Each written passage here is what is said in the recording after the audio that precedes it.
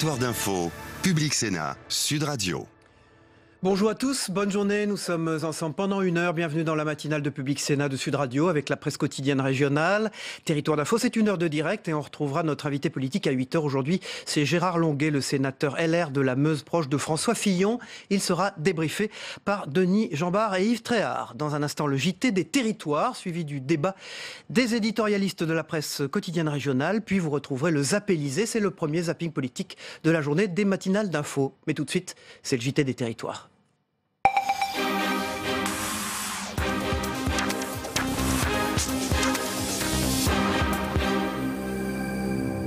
Comme vous le savez, le vent a soufflé très fort ce week-end. Direction la Vendée, la tempête Lève a provoqué des rafales de vent de près de 120 km/h. Sur le littoral, à la Faute-sur-Mer et l'Aiguillon notamment, le plan communal de sauvegarde a été déclenché. Toutes les mesures de sécurité ont été prises pour éviter le scénario de Xynthia en 2010. Alix Lanos pour TV Vendée. Jean-François, on a d'autres annonces depuis hier ?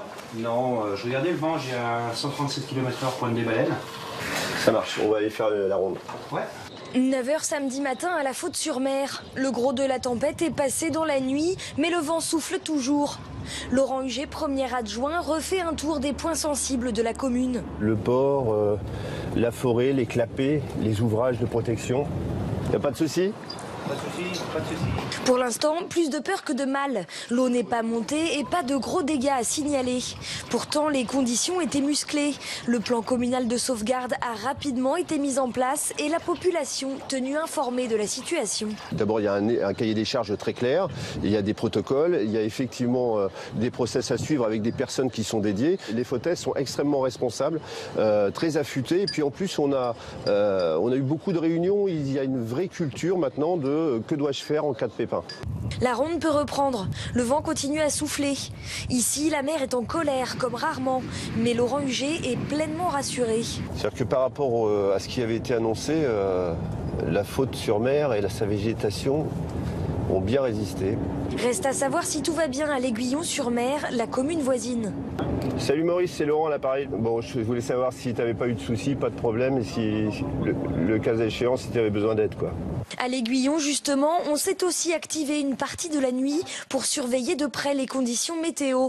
Ici, avant même l'annonce de la vigilance orange dans l'après-midi, toutes les précautions avaient déjà été prises.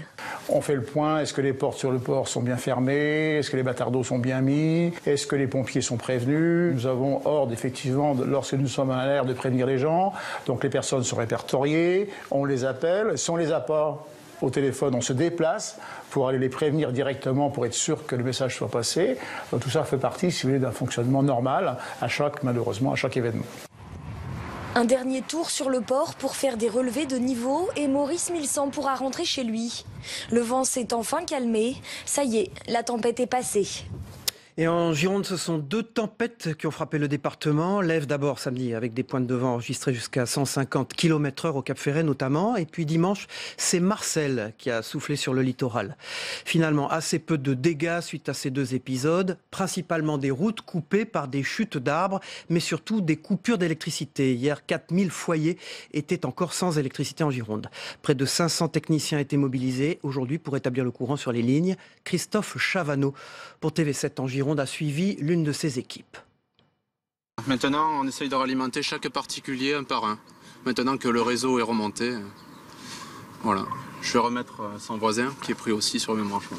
Les deux tempêtes successives de ce week-end ont laissé leurs stigmates, comme ici sur le bassin d'Arcachon, à Gujan-Mestras, où les équipes d'Enedis s'affairent à rebrancher les derniers particuliers encore privés d'électricité. Ici, le câble basse tension s'est désolidarisé de son poteau, mais ailleurs, en Gironde, les réseaux plus importants ont aussi été largement impactés.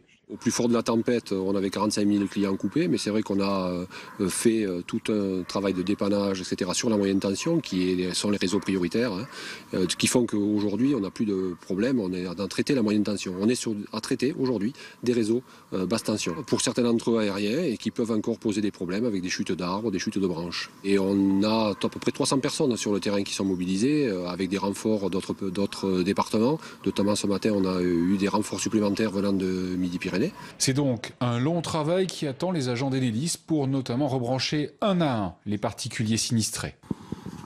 Et l'opération est terminée. Et on reste en Gironde pour un tout autre sujet, se passer de son téléphone portable pendant toute une journée. Mission impossible pour beaucoup d'entre nous.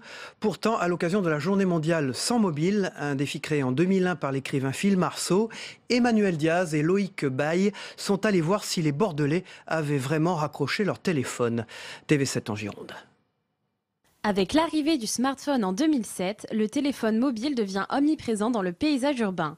77% des Français âgés entre 18 et 75 ans en posséderaient un. Des plus jeunes maintenant qui ont du coup des téléphones à partir de 10, 11 ans, jusqu'aux personnes âgées, les retraités, vraiment les personnes jusqu'à 80, 90 ans même, qui, même en plus des accessoires pour leur téléphone, des accessoires de protection, se mettent même aux objets connectés.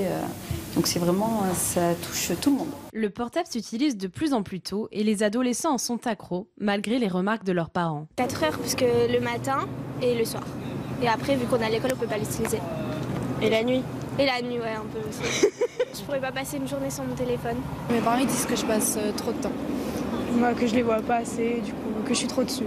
Certains s'interrogent sur l'usage excessif parfois de ce moyen de communication et pensent même pouvoir s'en passer de temps en temps. On oublie, je pense, un petit peu la réalité, en fait, tout ce qui nous entoure. On oublie de regarder les autres personnes, on oublie d'observer tout ce qui est autour de nous. Moi, ça me fait du bien quand, par exemple, mon portable tombe en panne et que j'en ai un autre, j'ai une petite cabine et que je peux faire autre chose. J'ai l'impression que je m'occupe à autre chose et on peut voir qu'il y a d'autres choses dans la vie que sur mon téléphone, quoi. Je me le suis fait voler, du coup j'avais pas de téléphone pendant un mois et c'est juste emmerdant pour retrouver les gens, mais sinon c'est possible de pas en avoir. Enfin moi ça m'a pas dérangé. En cette journée, beaucoup avaient leur téléphone mobile à portée de main, une habitude difficile à changer alors que la consommation de portables ne cesse de croître. On passe à un tout autre sujet. Les déserts médicaux sont une grande préoccupation dans les territoires. Pour y remédier, le Bousquet d'Orpe, petit village proche de Lodève, recherche un médecin via une annonce insolite postée sur les réseaux sociaux. Depuis le 18 janvier, l'annonce a été partagée plus de 600 fois, mais pour l'instant, aucun médecin n'a décidé de venir s'installer dans la commune. Anaïs Tourès pour TV Sud. Ce message rempli d'humour est en fait un véritable appel à l'aide lancé par cet habitant du Bousquet d'Orbe. Pour faire venir un médecin dans ce village de 1600 âmes, elle a publié cette annonce sur Facebook. Avec près de 700 partages et 30 000 vues en quelques jours seulement, elle fait un véritable buzz. C'est à la fois une offre un peu sentimentale, on a besoin de vous. On ne s'attendait pas évidemment au buzz qui a suivi, mais c'est l'objectif de toute façon, c'était de trouver un médecin qui vienne de Brest, de Lille ou d'autres mondes pour venir s'installer ici, tant qu'à faire. Car malgré les infrastructures récentes, le village et les Hauts-Cantons manquent cruellement de médecins. Dans cette maison de santé, les 2 docteurs enchaînent jusqu'à 25 consultations par jour. Seule solution proposée par le maire, salarier 2 personnes à 35 heures, rémunérés 4 500 € par mois. Le déclencheur, ça a été le départ d'un médecin donc, qui est en collaboration avec un autre. Et donc là, on se retrouve dans une situation où ça a été vraiment le déclencheur, quoi. Donc le besoin est réel. Et on est prêt à faire l'effort justement de ce salariat qui peut nous mettre en danger financièrement. En principe, on équilibre avec les consultations. Dans ce cas-là, c'est la mairie qui perçoit les consultations. On espère que ça va déboucher.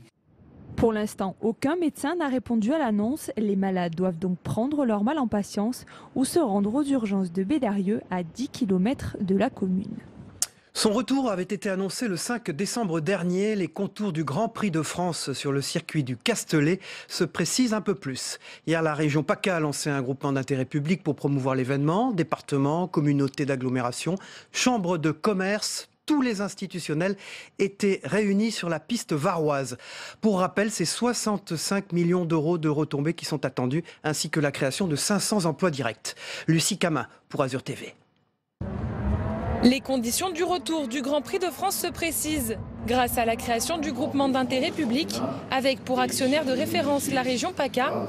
14 millions d'euros seront investis par les collectivités pour promouvoir l'événement. Un retour qui promet déjà d'importantes retombées économiques. Toutes les études que nous avons faites faire par des bureaux spécialisés conduisent à conclure que ce sera 65 millions d'euros de retombées économiques directes pour la région Provence-Alpes-Côte d'Azur et un potentiel de création d'emplois de près de 500. Côté travaux, 5 millions d'euros seront investis en ce qui concerne la réfection de la piste et les aménagements temporaires du Grand Prix. Un événement que la direction du circuit souhaiterait accueillir fin août pour faire durer la saison estivale. L'idée, c'est d'avoir 65 000 spectateurs, ça c'est notre objectif, 65 000 spectateurs, mais de faire une manifestation la plus populaire possible, ça veut dire avec des tarifs et des accès possibles pour tout le monde. Donc il y aura aussi bien des places un peu coûteuses dans des tribunes couvertes, mais il y aura également des enceintes générales qui permettront de venir à partir de 50 ou 60 euros, venir découvrir une séance d'essai par exemple sur ce Grand Prix. Pour célébrer le retour du Grand Prix, Christian Estrosi et Nicolas Prost, le fils d'Alain Prost, ont fait chauffer la piste en attendant cet été. Pour la région, je pense que c'est vraiment super et puis il y a une vraie authenticité dans le sens que le Grand Prix revient là où il était et voilà, j'ai vraiment hâte d'être en 2018 et de voir le Grand Prix ici. Un retour symbolique pour Alain Prost, vainqueur du dernier Grand Prix organisé au circuit Paul Ricard en 1990. Il est bien sûr content, je pense que le Paul Ricard pour lui c'est un peu toute sa jeunesse, il a quand même fait l'école de pilotage ici, donc il est très heureux que ça revienne ici. Plus que quelques mois à tenir avant que les Formule 1 ne fassent à nouveau rugir leur moteur sur le circuit varois. On en parle depuis quelques années comme un outil de développement économique tout à fait envisageable. Le tourisme est désormais considéré comme une priorité pour le département des Vosges. Il en était d'ailleurs à nouveau question hier matin à Gérardmer avec les hôteliers, les restaurateurs, les responsables des différentes stations, tous les acteurs de l'économie touristique de la région à l'occasion de ces vacances qui arrivent. Stéphanie Renaud pour Vosges Télévisions. On en parle depuis quelques années comme un outil de développement économique tout à fait envisageable. Le tourisme est désormais considéré comme une priorité pour le département des Vosges, avec les hôteliers, les restaurateurs, les responsables des différentes stations, bref, les acteurs de l'économie touristique vosgienne. Nous avons des atouts, encore faut-il le faire savoir. C'est en substance le message du conseil départemental qui a décidé de consacrer cette année 2 millions d'euros pour dynamiser le tourisme dans les Vosges, soutenir les projets, améliorer la qualité d'accueil et d'hébergement et assurer la promo sur les chaînes nationales notamment. Respirez, voici la météo des neiges avec Je vois la vie en Vosges. Fallait dépoussiérer un peu l'image Vosges. On a un département touristique avec de la forêt, des plaines, des lacs, des zones humides. C'est vraiment beau. Les activités, notamment le ski l'hiver, le vélo au printemps, il y a vraiment tout pour faire. Les entreprises non touristiques se portent un peu moins bien dans le département et donc on se focalise plus, notamment dans les Hauts-de-Vosges, sur le développement de cette économie.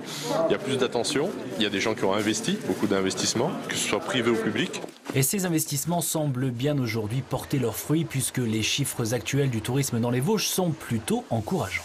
Le tourisme représente dans les Vosges un chiffre d'affaires de 287 millions d'euros, ce qui n'est pas rien. Le tourisme emploie 12 000 personnes à l'échelle de notre département. Donc effectivement, nous avons fait le choix de promouvoir le tourisme en nous appuyant sur nos fondamentaux. À savoir l'accueil des familles, cible principale du développement touristique présent et à venir, priorité du conseil départemental et de son président. François Vanson, par ailleurs président vosgien du parti Les Républicains, a également accepté de s'exprimer sur un sujet totalement différent, l'affaire Fillon. La grande majorité des élus sont des gens honnêtes qui se donnent pleinement dans l'exercice de leurs fonctions. Ne l'oublions pas, c'est aussi très facile de mettre tout le monde dans le même sac. Enfin, en tous les cas, je fais confiance à la justice de mon pays et je fais confiance aussi à François Fillon qui saura certainement prendre les bonnes décisions pour que notre pays ait les moyens d'engager les réformes qui sont nécessaires. Le candidat à l'élection présidentielle, après sa mise au point devant les médias en cette fin d'après-midi, tentera de convaincre députés et sénateurs de son camp qu'il est toujours l'homme de la situation pour mener la campagne à son terme. Là, pour la fin de ce JT des régions, on part à la rencontre d'un sculpteur et ferronnier vendéen. Sa spécificité, il s'inspire de la mythologie grecque pour ses créations à l'aide d'une technique particulière, la fonte de bronze. Il donne l'impression que ses sculptures sortent tout droit des cités oubliées. Cyril Guillet l'a rencontré pour TV Vendée.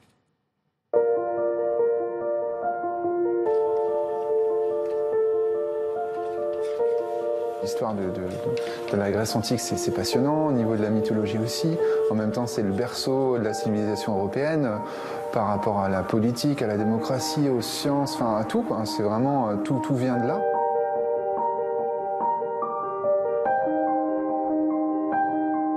C'est aussi donc une technique que j'ai découvert par hasard avec une fonte de bronze qui me donne comme ça cet aspect archéologique avec des trous, avec des manques. Et ça a été une grande découverte, ça donne beaucoup de profondeur. Et puis c'est vrai qu'il y a beaucoup de gens qui viennent et qui découvrent mon travail et qui me disent on a l'impression qu'on a sorti ça de la mer, qu'on a trouvé ça dans le fond des océans. Et c'est ça que je veux aussi faire ressortir. Pénélope, Sibylle ou encore Pégase ont trouvé leur place sur leur piédestal.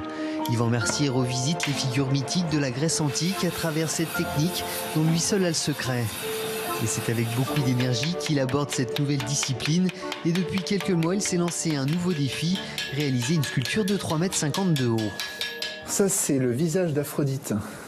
Donc Aphrodite, c'est un projet de sculpture monumentale en cuivre repoussé. Voilà. Et donc ça représente la déesse Aphrodite, donc déesse de l'amour et de la sexualité, et elle fera 3,50 m de haut. Donc c'est un projet très long et très passionnant. Et c'est de ces vieilles casseroles en cuivre qu'il tire sa matière première. Pour réaliser une sculpture d'une telle dimension, il s'est fabriqué un pantographe tridimensionnel qui lui permet d'agrandir ses sculptures à volonté, un objet très utilisé au XVIIIe siècle. Cette machine-là, elle a une particularité, c'est qu'elle a un fil chaud.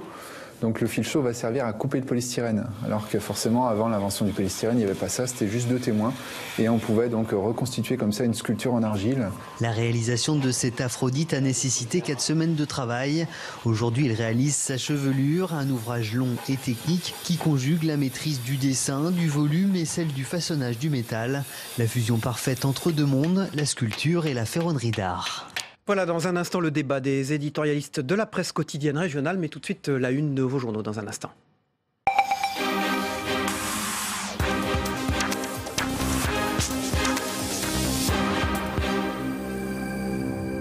Voilà, avec les unes politiques. Pour commencer, bien entendu, François Fillon, qui est à la une aujourd'hui de Paris-Normandie. Fillon demande pardon. Le candidat de la droite ne renonce pas à la présidentielle.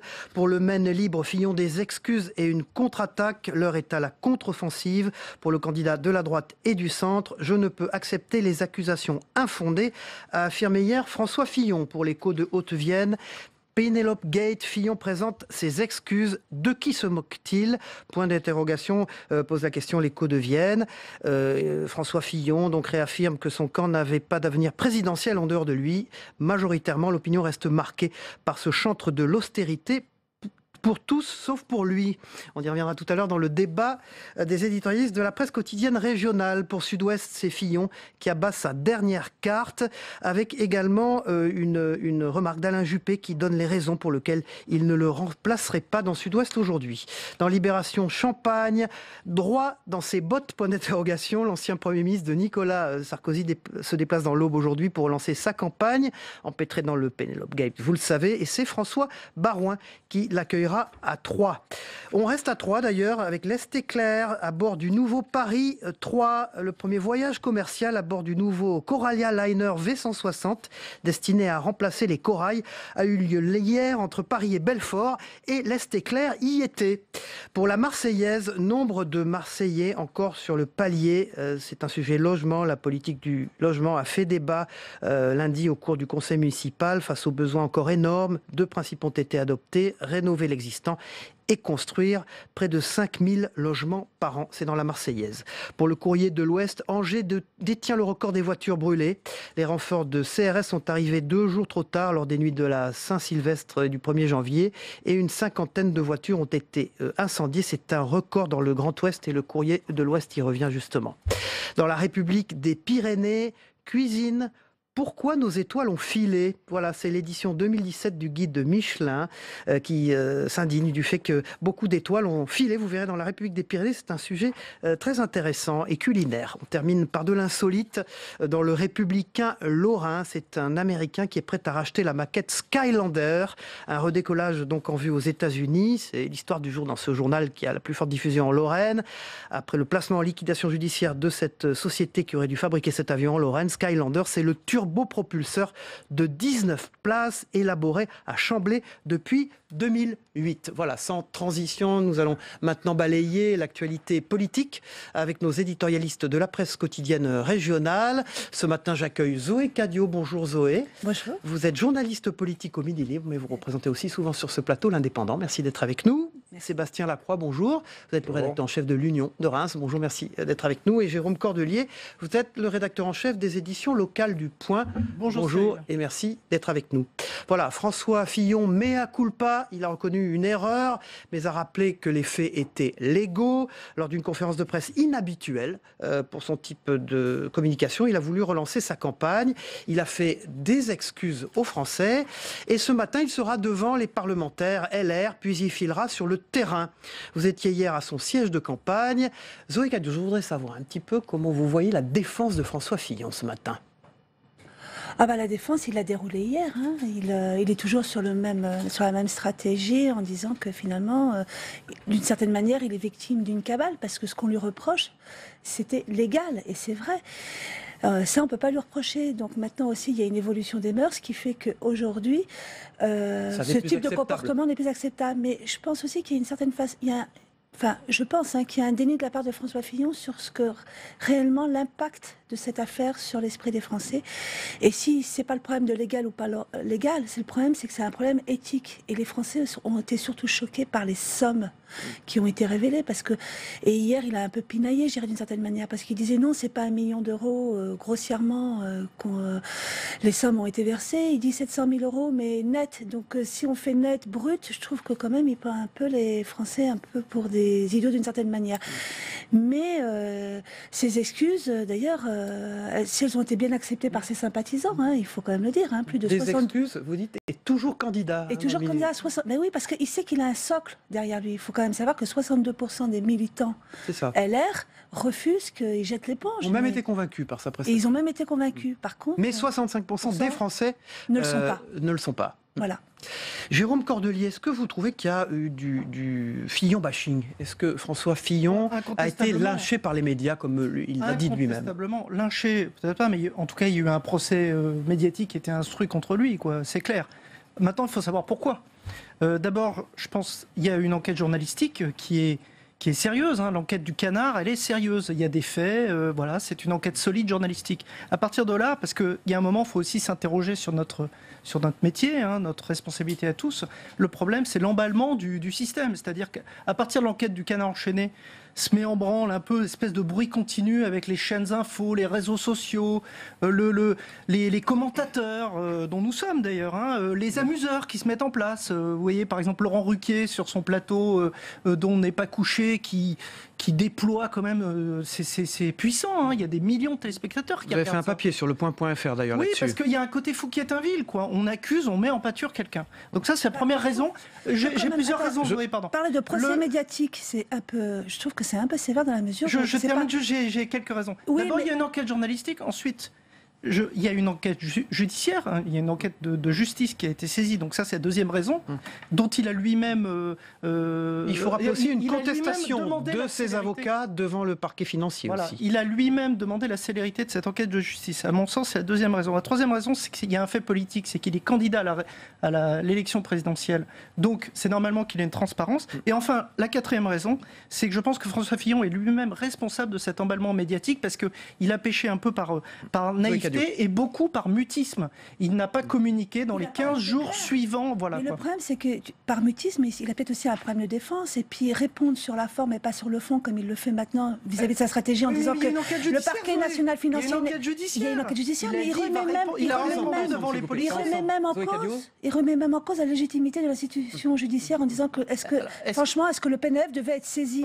Alors, Jérôme Cordelier, est-ce que c'est pas justement l'interrogation de votre papier qui est vraiment François Fillon dans le Point? Est-ce que c'est au fond la réponse n'est pas dans la réponse à cette question? Voilà, ce papier a été fait il y a quelques jours par Laureline Dupont. C'est un très bon papier parce qu'on est dans la tête de François Fillon et on voit un peu tous les éléments du puzzle qui se mettent en place. Et il y a aussi une part de responsabilité de l'individu lui-même qui, encore une fois, a péché par naïveté et par mutisme.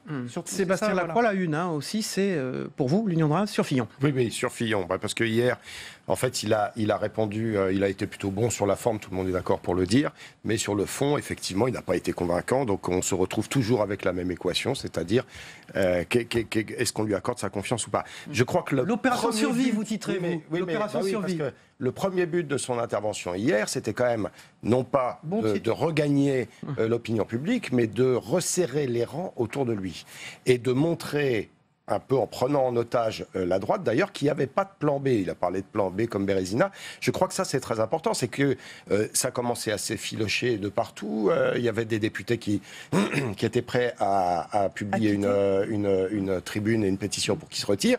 Et là, il a resserré les rangs.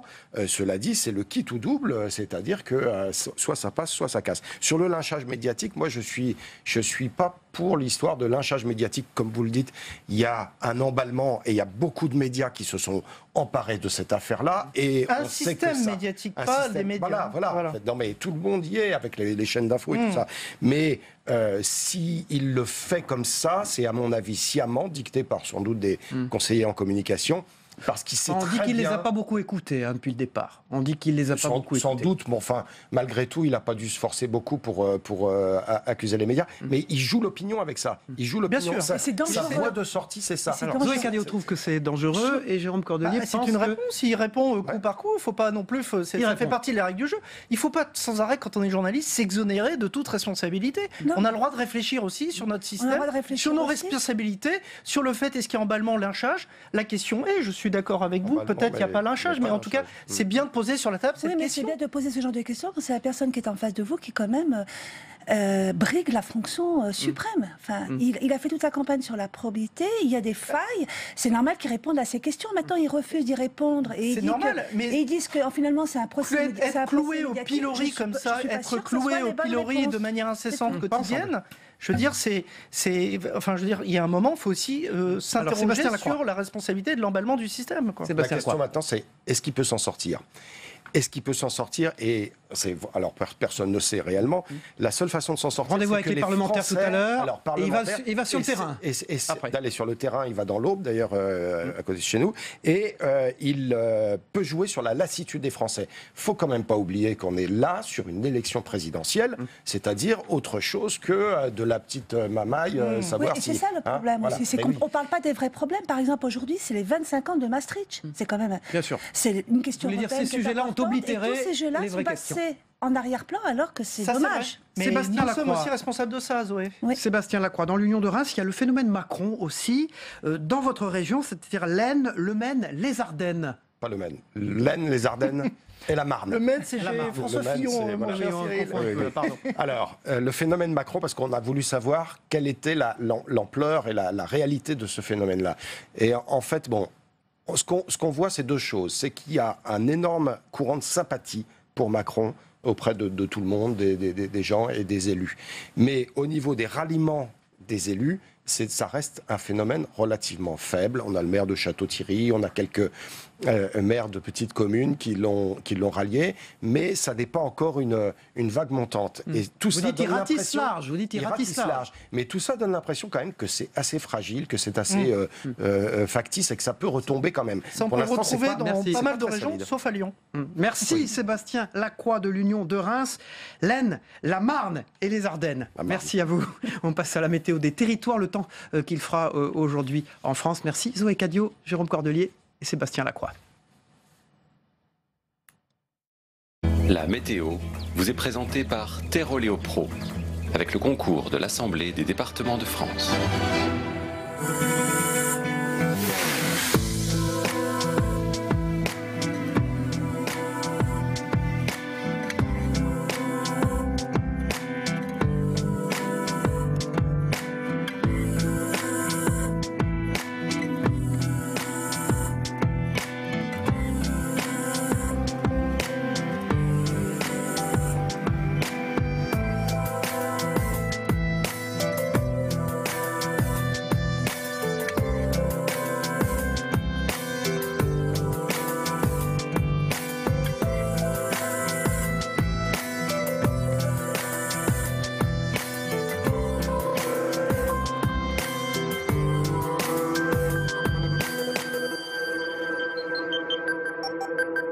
C'était la météo avec Terroléo Pro et l'Assemblée des départements de France. Voilà, on passe aux zappélisés, le premier zapping politique des matinales d'infos qu'on regarde ensemble.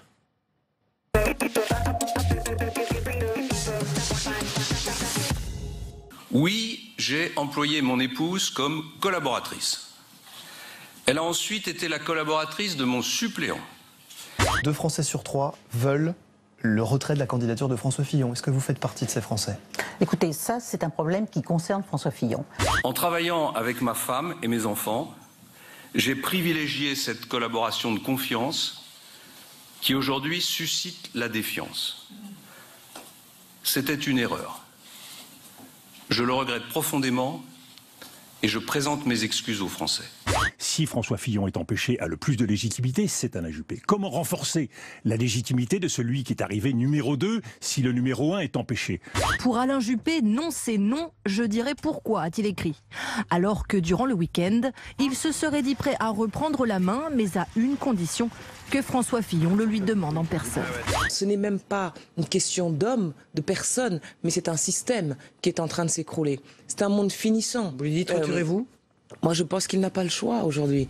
On s'appuie sur une ancienne interview, en anglais, là aussi sortie de son contexte, dans laquelle elle explique qu'elle n'a jamais été mon assistante. Oui, elle n'a jamais été ma subordonnée. Elle a toujours été, d'abord et avant tout, ma compagne de travail et ma collaboratrice. Moi, je sentais une espèce de sincérité à tel point qu'on se demandait si elle était bien au courant. Oui, c'est ce que dit Ségolène Royal, mais dites-moi... J'ai un ressenti, est-ce qu'elle est complice ou est-ce qu'elle est victime? Sa décision est prise. Elle ne l'était pas vraiment la semaine dernière quand il nous avait demandé de tenir encore 15 jours. Sa décision est prise. Il ira jusqu'au bout de cette élection. Donc, nous n'avons pas d'autre choix, quoi qu'on en pense, de soutenir sa candidature. J'ai bien vu la réprobation qui concerne un grand nombre de nos concitoyens. Comment pourrait-il en être autrement après 10 jours de lynchage médiatique? On voit bien qu'il est dans une situation où il prend en otage son propre camp et il demande aux Français de lui signer un chèque en blanc. En fait, ses premiers contrats de travail remontaient en réalité à 1988. Ma question est assez simple, est-ce que vous avez menti au JT de TF1 et si oui, pourquoi? Vous êtes de Mediapart, c'est ça? Voilà. Moi, je n'ai jamais eu de redressement fiscal, je vous le dis au passage. S'agissant... Ben oui, il y a des choses parfois qui doivent être dites. Il a parlé avec son cœur, donc il l'a ressenti comme ça, il faut le dire. Vous savez, il n'y a pas de faux semblant dans ce genre d'exercice. Voilà, on met son cœur sur la table et on dit ce qu'on a sur le cœur. Lyncher, assassiner politiquement, comme finalement vous l'avez fait, pendant 10 jours, un candidat à l'élection présidentielle, je pense que ça pose un problème. Que ça pose même un problème démocratique.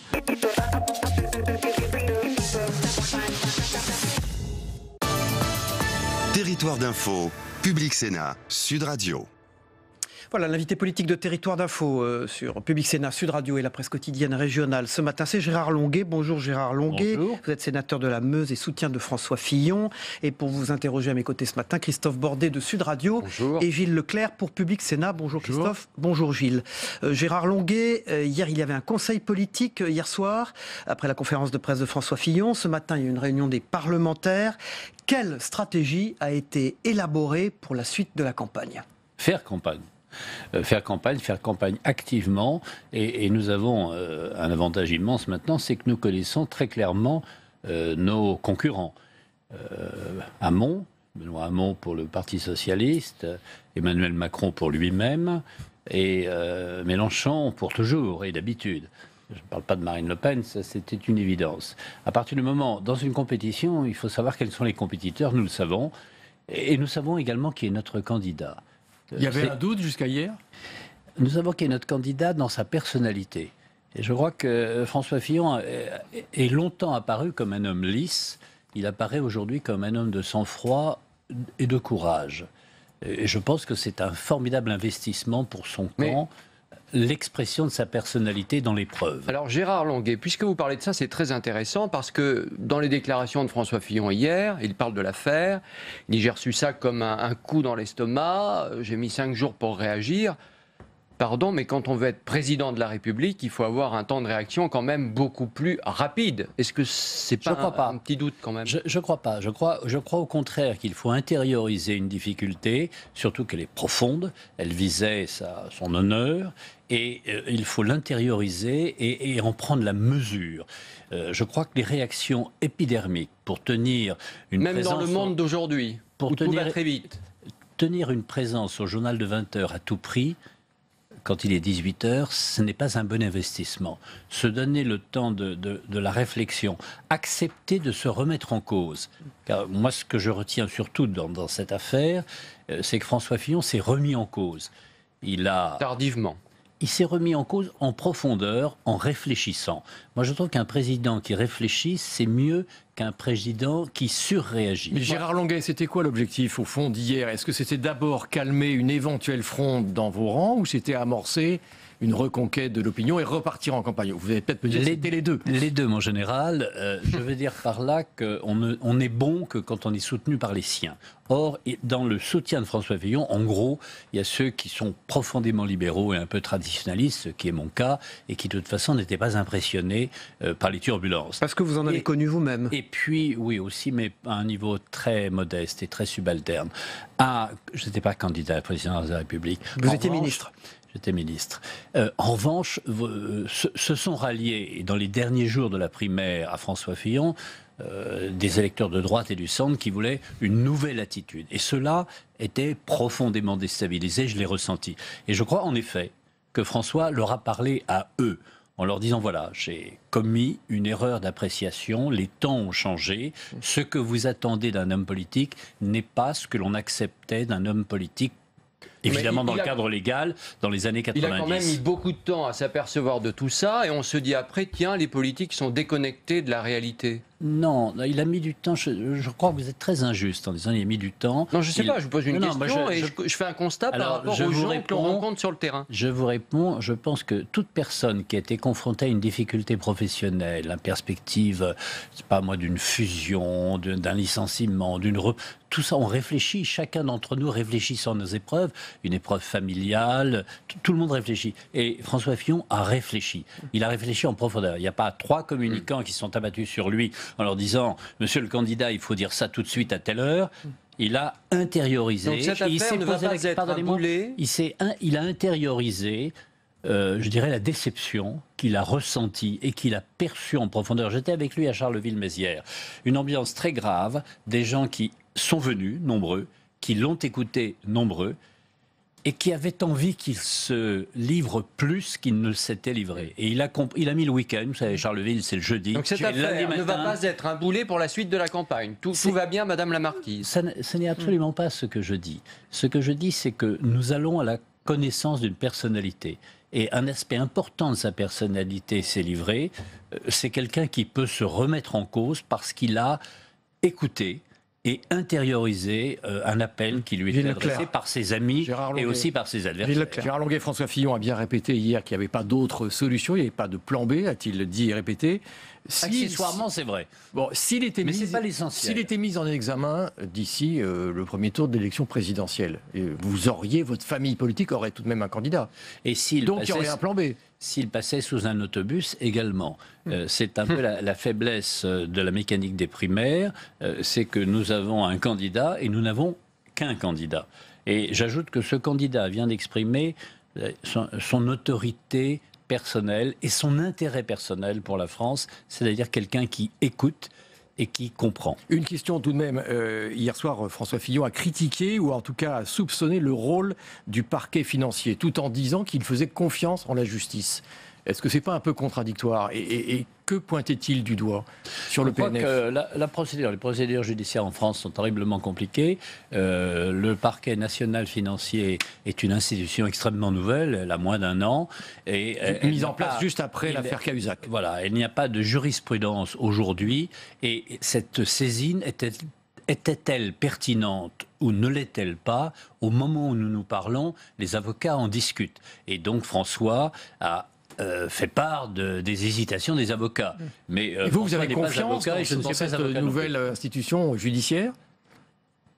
Le problème du les institutions judiciaires se gagnent de l'autorité avec le temps et avec l'expérience. Le parquet national financier est encore jeune, mais je pense qu'il vieillira. Et donc manipulé par la gauche et par le gouvernement Non. En revanche, il y a des informations dont on peut se demander qui pouvait les détenir. Par exemple... Alors qui ?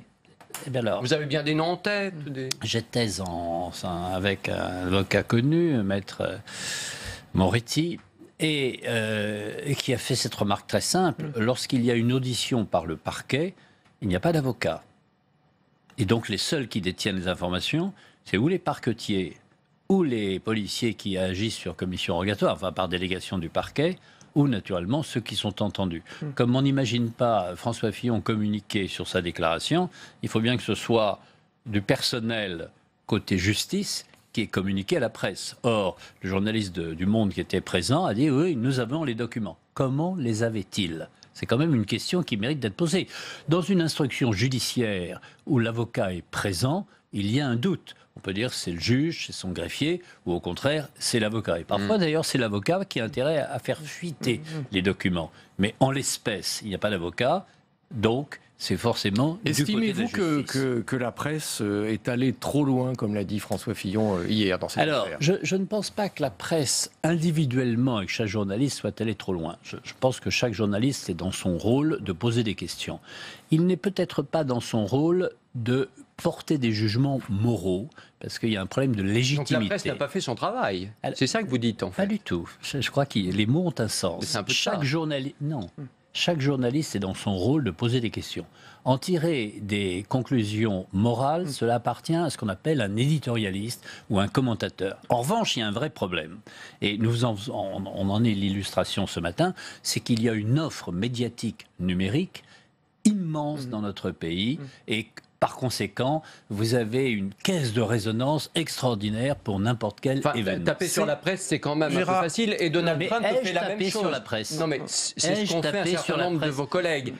Il y a des gens François Fillon lui-même. Bon, je vais vous dire, j'ai le bénéfice de l'expérience et du sang-froid. Je dis simplement, il y a une offre médiatique considérable. Vous pouvez écouter 6 ou 7 journaux télévisés du temps du général de Gaulle, puisqu'on en a parlé au mois d'août. Il y avait qu'une télévision d'État. C'était pas le même. C'est Gérard Longuet, l'invité politique de Territoire d'Info ce matin. Gérard Longuet, qu'est-ce que vous pensez de l'attitude de certains élus qui ont vite redécouvert des vertus à François Fillon hier au soir, après sa conférence de presse? Vous voulez me dire, il y a une réunion avec des parlementaires tout à l'heure. Le président Edgar Faure avait résumé les choses. Ce ne sont pas les girouettes qui tournent, c'est le vent.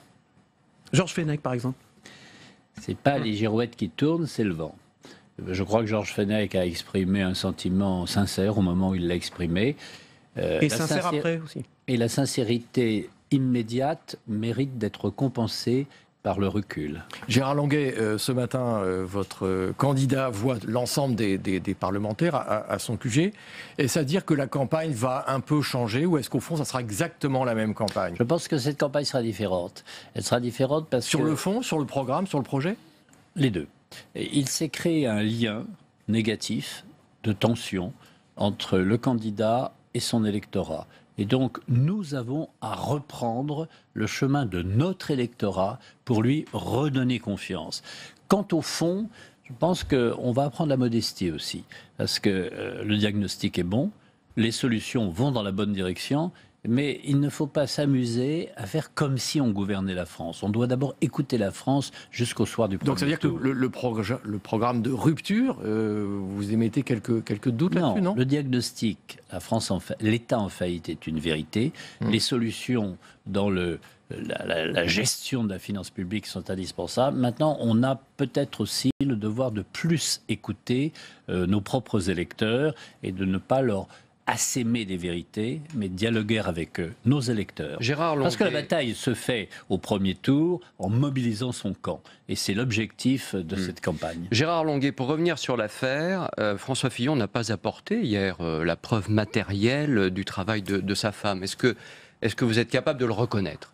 Je suis capable de reconnaître que François Fillon a été élu d'une façon constante par ses électeurs depuis 1981, ce qui ne m'est pas arrivé. J'ai beaucoup d'admiration pour lui. Ce sont les électeurs qui sont les juges de l'action d'un député et de son équipe. Il se trouve que dans le droit constitutionnel français, il y a séparation des pouvoirs, que l'Assemblée nationale est responsable de son budget, que les députés gère ses budgets en toute liberté, et il y a un juge très exigeant, ça s'appelle l'électeur. Et les électeurs peuvent vous soutenir si vous travaillez bien, ou peuvent vous renvoyer si vous travaillez mais justement, mal. Gérard Longuet... Ils ont jugé François, Pénélope, ses enfants et ses collaborateurs d'une façon constante, favorablement par sa réélection dans la Sarthe. Gérard Longuet, il faut changer les règles. Il l'a dit lui-même par rapport à ce financement des attachés parlementaires, etc. Il a évoqué un problème. Alors, deux façons. Premièrement, se poser la question de qu'est-ce qu'un parlementaire dans la Ve République hyper présidentielle. On découvre que les États-Unis sont une république présidentielle équilibrée. C'est-à-dire que le président Trump peut dire des choses excessives, il a en face de lui un Congrès indépendant et une justice indépendante. En France, nous avons un président qui a un pouvoir considérable et qui traite les parlementaires réservés de frondeurs. Moi, j'ai beaucoup de respect pour les frondeurs parce que je trouve que le rôle d'un parlementaire, c'est d'exprimer sa conviction. Et ce que je souhaite dans une réforme, puisque le parlementaire ne sera plus ce super conseiller général cumulant des pouvoirs locaux et servant le chef suprême, mais s'il ne cumule plus, c'est un homme politique. Si c'est un homme politique, il a droit à une liberté absolue face à l'exécutif et accessoirement une indépendance face au judiciaire. Et donc le statut du parlementaire va changer, je le souhaite profondément. Quitte à être moins nombreux, mieux vaut être plus libre et plus fort.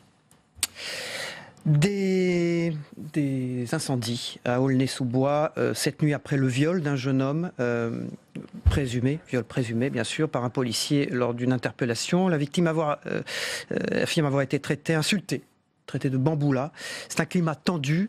Est-ce que ça peut dégénérer selon vous ? À tout moment. À tout moment. À tout moment, et en l'espèce, c'est vraiment une affaire extraordinairement regrettable parce que le maire d'Aulnay est un homme de conviction, mais qui connaît la difficulté de l'ordre public. C'est lui-même un ancien policier.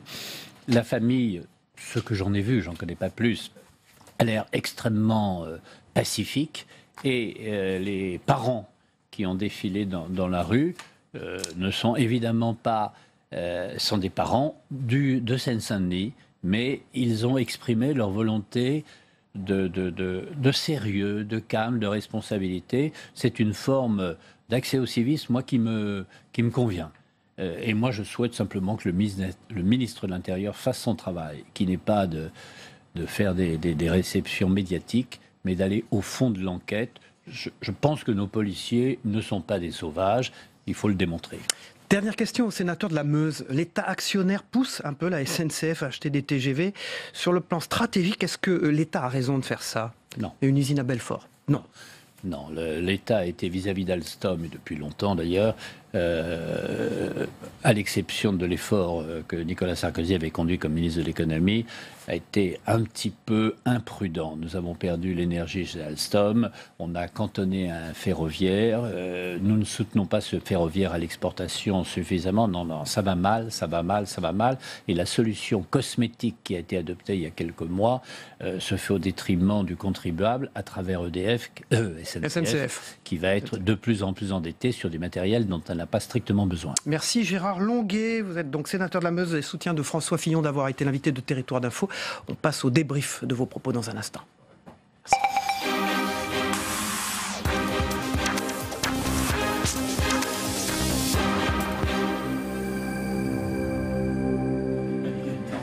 Voilà, alors que Gérard Longuet, qui était l'invité de Territoire d'Info, quitte ce plateau, on passe donc au débrief de ses propos avec Yves Tréhard, le directeur adjoint de la rédaction du Figaro. Bonjour Yves, merci d'être Cyril, avec nous. Bonjour Denis, bonjour à tous. Et bonjour Denis Jean-Bart, vous êtes éditorialiste à Sud Radio et à Nice Matin. Merci d'être avec nous. Bonjour Yves, bonjour. On démarre tout de suite par ce débrief de Gérard Longuet, donc grand soutien de François Fillon. à la suite de cette conférence de presse qu'a tenue François Fillon dans ses locaux de campagne hier. Gérard Longuet a trouvé que François Fillon, qui était apparu dans le passé comme un homme lisse, apparaît désormais comme un homme de pouvoir. C'est ce qu'il a dit ce matin. Oui, c'était déjà le cas quand même à l'occasion de la primaire. Hein. L'enjeu, il l'a dit d'ailleurs, Gérard Longuet, puisqu'il appartient au même parti, au même camp que Fillon, c'était qu'il reprenne la main sur son camp. Après, on verra vis-à-vis des Français et au-delà de son camp, des gens qui sont convaincus à droite que c'est le meilleur.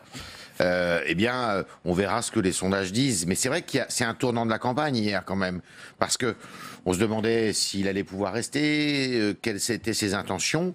Bon, il s'est affirmé comme le chef.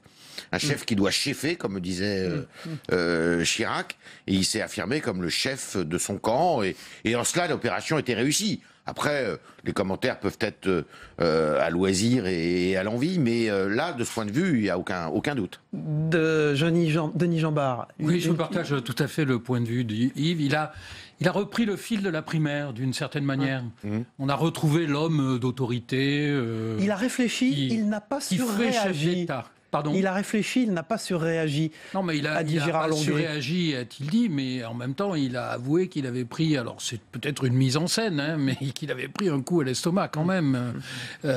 C'était une manière aussi de dire, je ne m'attendais pas à ça parce que je suis un homme honnête, etc. C'est aussi de la rhétorique. Maintenant, je crois qu'en effet, le principal objectif, et cette partie-là pour l'heure est réussie, hein, c'était de reprendre en main son camp. Sans doute a-t-il aussi examiné les sondages d'assez près le week-end qui avaient montré que dans son électorat ça tenait pas si mal. 62% des Français. Et surtout c'est confirmé par, vous savez, IFOP, Fiducial et Sud Radio, Paris Match font un sondage quotidien qu'on appelle un rolling dans le jargon des sondeurs. Ça veut dire tous les jours on ajoute 500 interviews. Et hier soir, ce qui était frappant, c'est que Fillon était au même niveau que vendredi, à 18,5%. C'est-à-dire il a perdu 2,5% par rapport à la semaine dernière, au début de l'affaire, mais il ne baisse plus. Alors que le week-end n'était pas un week-end Fillon, ou si c'était un week-end anti-Fillon. Il n'a pas pris la parole et tout le monde spéculait sur son renoncement. Bien sûr. Donc la question est de savoir maintenant si sur ce socle dur, il peut rebondir. Alors, il dit qu'il ne regarde pas les sondages, je ne crois pas un instant, je pense qu'il les regarde de très très très près, et qu'il va regarder de très près, non pas celui de ce soir, mais celui de demain ou dans 2 jours, pour voir s'il y a une capacité de rebond. Mais surtout, vous voyez, à la suite de tout ça, je me dis qu'on va avoir une fois de plus, quel que soit le vainqueur, un vainqueur par défaut. Et ça, c'est désespérant pour le pays. Yves Tréhard. Je ne sais pas si ça sera un vainqueur par défaut, parce que s'il a 50 plus 1, il sera l'élu. Non, mais il sera toujours l'élu. Il sera c'est vrai, affaibli, peut-être. Affaibli. Parce que c'est vrai que Hollande avait été élu contre Nicolas Sarkozy. Nicolas Sarkozy avait été élu pour ce qu'il était et pour ce qu'il proposait. C'était quand même il y a 10 ans, et il faut le reconnaître. Chirac, d'une certaine façon, en 2002, avait été élu de la même manière contre Jean-Marie Le Pen. Et là, ça sera le cas aussi. Alors là, il sera élu, il faut voir, il sera surtout, je dirais, élu avec cette espèce de fardeau, quand même, qui va le lester et qui va quand même le handicaper. Si c'est François Fillon. Si c'est François Fillon, qui va le handicaper pour gouverner. Parce qu'il propose aux Français des réformes qui sont quand même très ambitieuses, qui sont des réformes qui appellent, quoi qu'il en dise, à des efforts, même si c'est pour restaurer le chômage, si c'est l'emploi, si c'est pour réduire les déficits, si c'est pour qu'il y ait moins de bureaucratie. Ça va déstabiliser, enfin ça va désorganiser certains Français. Et c'est sûr que... eh bien, il pourrait se retrouver face à des oppositions de rue fortes. Mais moi, j'ai l'impression qu'on a la course de baignure, vous savez. Il y a 5 partants, là, les chars. Et puis, c'est celui qui est petit à petit... Charlton Heston, alors, je ne sais pas. Je ne sais pas qui est Charlton Heston et qui gagne à la fin. Charlton Heston, il avait gardé la montre au poignet. Hein. Est-ce que cette volonté d'aller sur le terrain, on sait qu'il sera chez François Baroin à 3 dès aujourd'hui et qu'il a l'intention de faire une campagne de terrain et de nature à inverser un peu cette tendance. Vous parliez sondage ce matin, 65% des Français veulent encore son retrait et 62% des Républicains, je veux dire des adhérents, enfin des sympathisants des Républicains sont convaincus par contre par François Fillon. Il faut inverser ça. Écoutez, inverser la tendance, c'est être actif. Et quand vous êtes en campagne, l'activité, c'est se déplacer, être sur le terrain. Et donc, il a besoin de montrer maintenant qu'il n'est plus paralysé par cette affaire-là, qu'il a repris sa marche en avant, et il va le démontrer donc cette tous les jours. conférence de presse, qui est très inhabituelle pour lui, c'était au fond une bonne chose pour vous? À la conférence de... Plutôt qu'un journal télévisé, plutôt que... Ouais, c'est un exercice qu'on croit difficile, mais qui est beaucoup plus facile. Parce que les journalistes n'ont pas de droit de suite, vous l'avez remarqué. Donc vous pouvez répondre et trancher. Même si je trouve que hier, il y a eu une défaillance dans les questions. On ne l'a pas interrogé sur les preuves du travail effectif et on n'a pas interrogé non plus sur la revue des deux mondes. Yves Tréhard ? Oui, non, de toute manière, il fallait qu'il ait du temps. Un journal télévisé, vous n'avez pas de temps, vous êtes coincé face à un journaliste, ça dure 5 minutes maximum. Vous êtes le maître du jeu dans une conférence de presse. Alors que là, il était le maître du jeu, il commençait, c'est lui qui parlait, donc il disait ce qu'il avait envie de dire. Et il a, effectivement, moi je suis d'accord, il a continué la campagne des primaires, puisque, en fait, son propos hier, c'était de dire, voilà, moi j'ai la légitimité, le système n'a pas la légitimité. Le système, c'est quoi? Ce sont les médias, ce sont les sondeurs, c'est la justice et c'est les élites parisiennes. Et ben, il a dit, moi j'ai gagné la primaire contre cette hostilité-là et je vais me défendre contre ces attaques qui viennent du même creuset. Et il a continué sa Moi, je campagne. suis très préoccupé par tous ces candidats qui disent « je suis un candidat anti-système ». C'est le cas de Fillon. C'est le cas de Macron, c'est d'une certaine manière le cas de Le Pen, c'est le cas de Mélenchon et un peu Hamon aussi. C'est-à-dire, voilà. Donc, mais qu'est-ce que c'est ce système? C'est quand même la démocratie. Bien sûr. Non, mais c'est vrai, c'est une tarte à la crème. C'est comme ça aussi qu'a été élu Trump, d'une certaine façon. Et il m'a fait beaucoup penser à Trump hier, Fillon. Parce que, ben oui, Fillon, il a quand même, Trump, il a gagné en remettant en question quand même le pouvoir de beaucoup, des médias, des sondeurs et tout. Et François Fillon était un peu sur ce registre-là. Merci Yves Tréhard. Merci Denis Jean-Bart. On passe au zapping politique, le premier zapping des matinales d'infos qu'on regarde ensemble.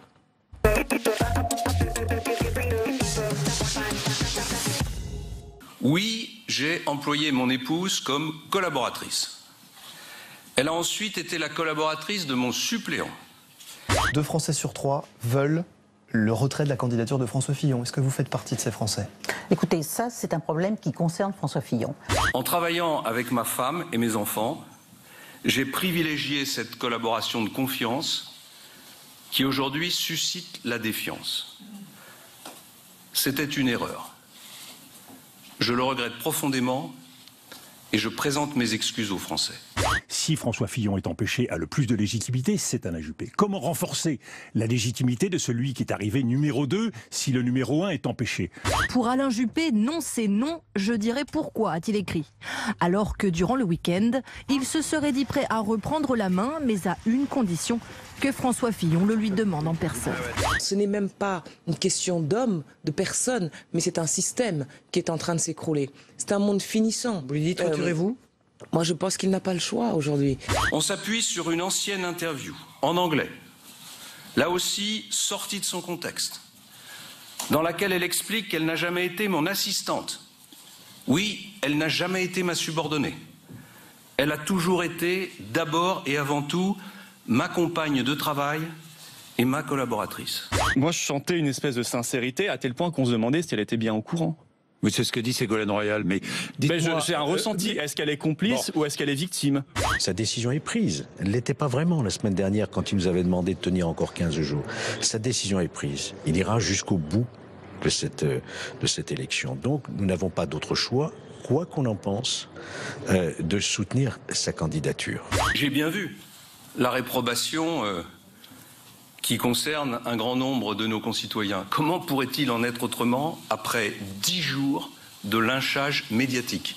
On voit bien qu'il est dans une situation où il prend en otage son propre camp et il demande aux Français de lui signer un chèque en blanc.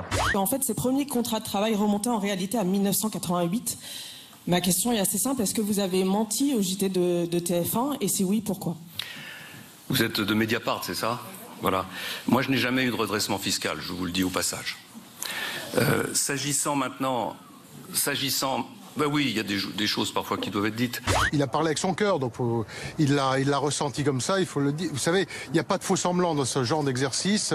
Voilà, on met son cœur sur la table et on dit ce qu'on a sur le cœur. Lyncher, assassiner politiquement, comme finalement vous l'avez fait, pendant 10 jours, un candidat à l'élection présidentielle, je pense que ça pose un problème. Que ça pose même un problème démocratique. Voilà, c'était Territoire d'Info. On se retrouve demain matin pour une nouvelle matinale d'info. Bonne journée à tous et à demain.